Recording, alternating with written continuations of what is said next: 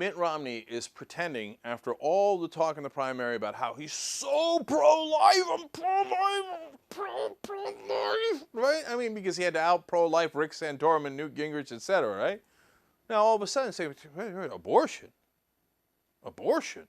What name so? We wouldn't do anything about abortion. Get a load of this backpedaling.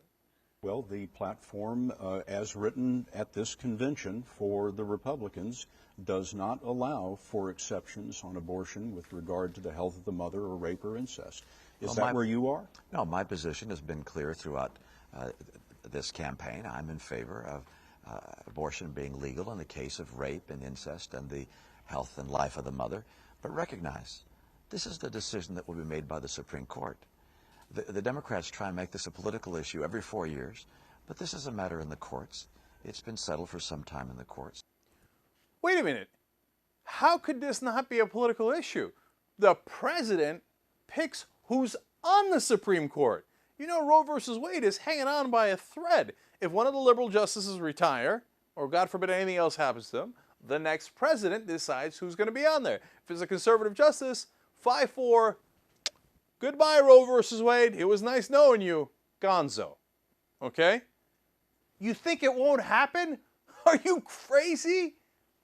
What do you think, Mitt Romney is not going to elect someone or select someone who's massively pro-life and will vote against Roe versus? Of course he will. After all of the promises he made to Republicans, and that's his position, of course he will. You think that that guy will change his mind after he gets on the Supreme Court? Or they'll think, oh no, there's already a precedent on the books. The Republicans on the Supreme Court have shown over and over that they don't give a damn about precedent. That's the same group that voted 5-4 in Bush v. Gore. The ones who claimed, oh, states' rights, I care so much about states' rights.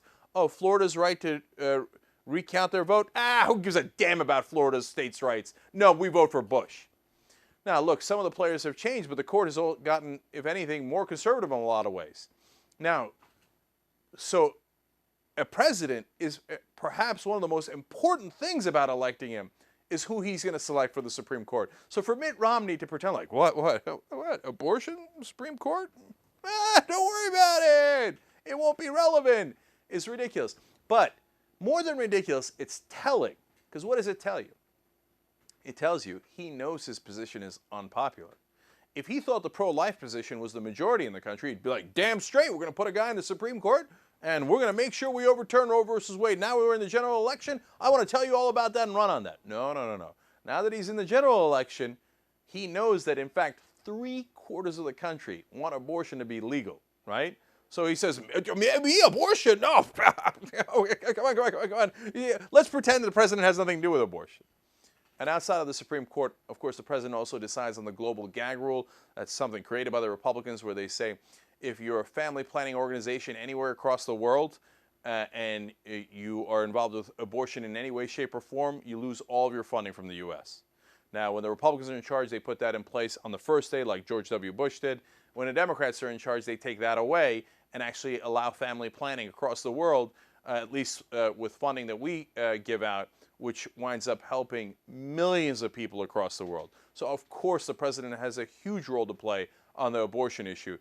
They just don't want you to know that because they know that you don't like that they have the wrong position, the deeply unpopular position in America.